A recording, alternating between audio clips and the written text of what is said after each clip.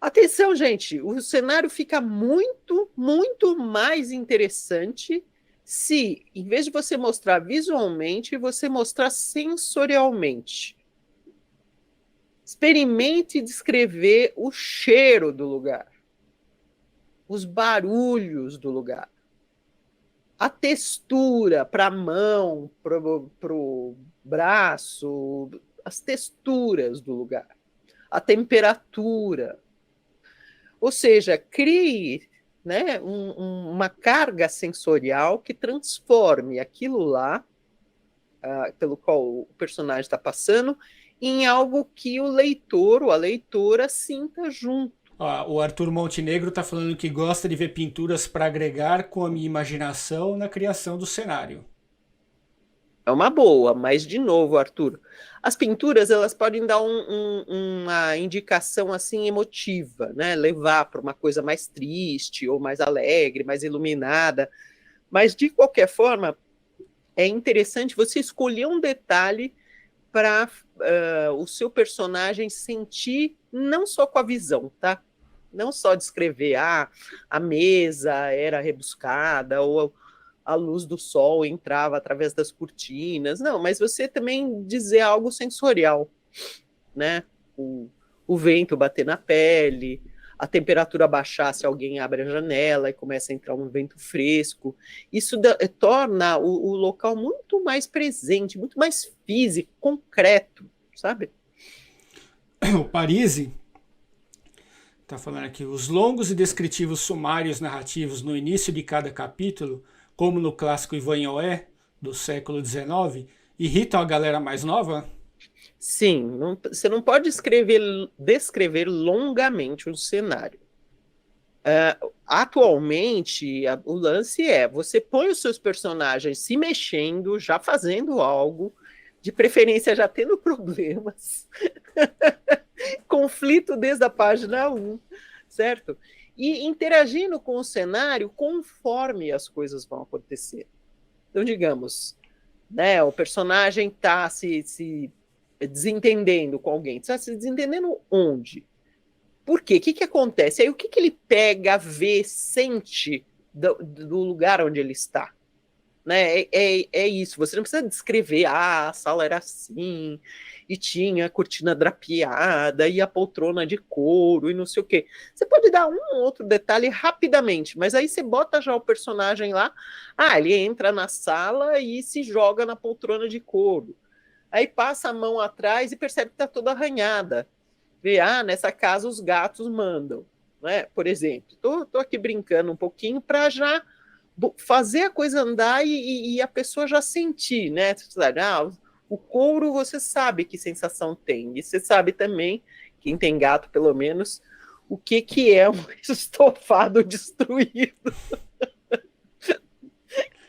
Pois Você é. podendo passar essas informações e elas sendo boas para dar a dica, né, do que o personagem sente, o momento pelo qual ele está, você ajuda muito a história. Então, é interessante você realçar os detalhes que tenham a ver com o momento emocional do personagem, tá? Ó, o Erivaldo Silva e a Ceci Bragança estão falando mais ou menos a mesma coisa aqui, ó. O Erivaldo fala que reconhece que também está esquecendo de detalhar os cenários e a Ceci está falando que ela tem problema em criar clima no cenário. Pois é, Ceci. Pense no apelo sensorial, tá? E um bom exercício é você fazer o cenário, um dos cenários, ou mais de um dos cenários onde se passa a sua história, você fazer cada personagem seu, principal, lógico, né? Descrevê-lo. Por quê? Se você entrar na pele do personagem, você vai ver que o personagem vê o lugar de forma diferente. Como, aliás, nós seres humanos, né? Eu posso reparar numa sala, sei lá, eu vou reparar na luz. Eu sou fã de janelas, tá? Então eu sempre reparo se um lugar é iluminado ou não, se bate luz do sol ou não. Mas, por exemplo, meu irmão não é assim. Meu irmão tá pouco se lixando se tem luz ou se não tem. Então, ele vai reparar se, sei lá, tem um sofá confortável. Veja, se você entra na cabeça do seu personagem, você vai fazer com que ele mostre o que é importante para ele ou ela, né, naquele ambiente. É um excelente exercício para aí você realçar o detalhe que faz sentido para aquele personagem na hora pela qual ele está passando por algum conflito ali. Né? Sidney, você quando está fazendo desenho, né? O Sidney tem um olhar mais artístico, né? Mas você quando está fazendo um desenho, você procura captar uma emoção, não é verdade? Toda Não é arte, neutro, né? toda arte que eu faço, ela precisa transmitir alguma emoção, seja boa, seja ruim.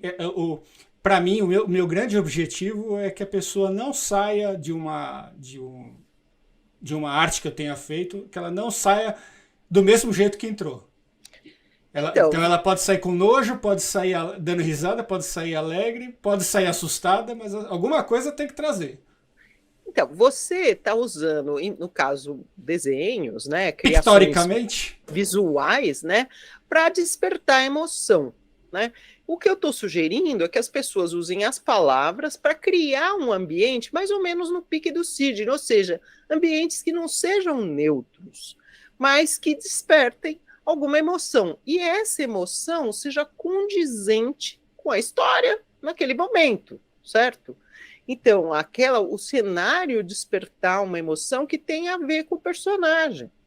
O personagem está tenso, você realça algo do cenário no qual ele está que tem a ver com aquela tensão, que de alguma forma reflete, que de alguma forma ecoa aquilo. Nossa, isso cria, gente, muito. Isso dá mais vida, isso dá mais cor para a cena. o Lau, J. Lau aqui, Hudson, falou que outro bom exemplo de cenário é a saga do Harry Potter.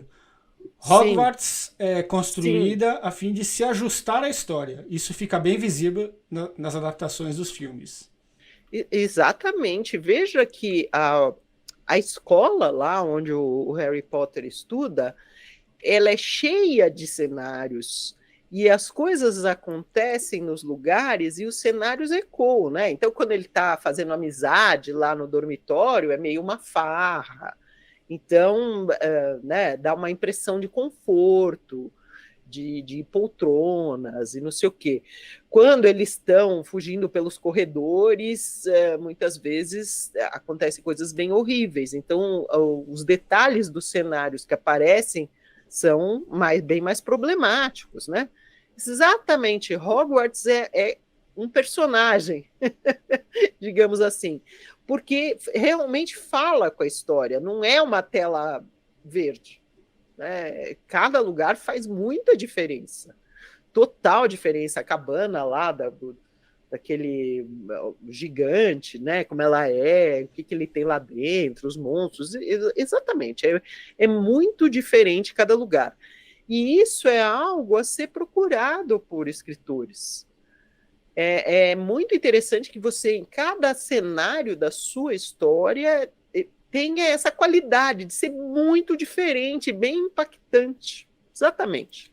Gratitude tá falando uma coisa aqui que corrobora com o que você acabou de falar, Laura. Já vi autores falando dos cenários daqui de Manhattan com uma visão tão esquisita, visão do Google Maps não reproduz de fato o que é essa cidade. Putz, obrigada. Eu vivo dizendo isso, mas é tão legal quando alguém chega e diz: eu não aguento ler sobre um lugar que parece que a pessoa não esteve lá, ela só olhou foto. Exatamente. Outro dia mesmo, eu estava andando, eu sou de São Paulo, tá, gente? Eu não moro em São Paulo, mas eu sou de São Paulo e já andei muito para São Paulo, para cima e para baixo. Estava andando pela Avenida Paulista e reparando que muita gente que menciona a Avenida Paulista, icônica, né? Quem ouviu falar de São Paulo sabe que ela existe, né? Mas a Paulista tem uns cantos, umas coisas que não parece nada com essa visão icônica. Por exemplo, o parque ali, a rua do lado do Parque Mário Covas, que virou um acampamento de sem-tetos inacreditável. Parece não sei o que parece. Parece um cenário daquele de filme de fim de mundo, né? Muito esquisito. Mas veja, se você fosse contar uma história que mostrasse isso, seria muito impactante. Porque não é o que você espera ver na Avenida Paulista, mas é o que tem lá. Se você for lá, você vai ver aquele acampamento, aquelas barracas coloridas, aquela gente muito estranha morando ali, falando coisas esquisitas, sabe? É um pessoal que não tem nada a ver com aquela imagem de gente que trabalha de terno nas empresas e não sei o quê. Mas aí sim, se você vai lá e vê isso e coloca isso na sua história, tem infinitamente mais impacto do que ficar falando dos prédios altos espelhados. Né? Sim. Eu, por exemplo, só tenho propriedade para falar do Brás, do Belém, dos bairros, né? Do Brás, do Belém, da Moca. Da Moca, né? Você mora aí no meio da italianada. Aí eu falo com propriedade. Se eu for falar do Tucuruvi, com certeza eu vou falar besteira, porque poucas vezes eu estive lá. Mas nada impede de você ir até um lugar, sendo possível, né? E anotar aquilo que você sente, o que você observa. Né? Porque você pode fazer o seu personagem ir pela primeira vez num lugar, não precisa conhecer profundamente. Mas aí é interessante até, as sensações que você tem, você pode incorporar e jogar na sua história. Mas eu super recomendo ligar esses, né, as suas anteninhas, quando você vai para os lugares, para prestar atenção em detalhes, e de preferência os detalhes que não são aqueles de sempre, que todo mundo cita. Né? De preferência você vir com algum detalhe inesperado, porém real, daquele lugar ali. Olá, eu sou a Laura Bacelar. Eu presto vários serviços no mercado editorial. Eu ajudo autores a tirarem dúvidas com consultoria, eu faço mentoria para quem quer escrever livros de não ficção e eu faço leitura crítica com viés editorial. Se você tiver interesse, veja os meus dados de contato aqui abaixo desse vídeo.